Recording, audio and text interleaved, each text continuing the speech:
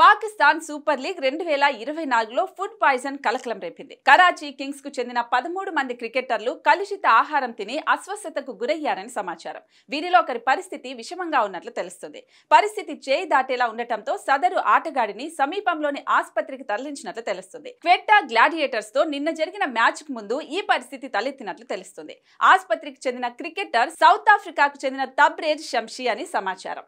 ఆస్ట్రేలియాకు చెందిన Daniel Sam, south ఆఫ్రికాకు చెందిన లూయిస్ డు ఫ్లూ కడుపు నొప్పి కారణంగా చాలా ఇబ్బంది పడినట్లు తెలుస్తుంది. Karachi Kings head coach Phil Simmons సైతం స్వల్ప అస్వస్థతకు గురైనట్లు తెలుస్తోంది.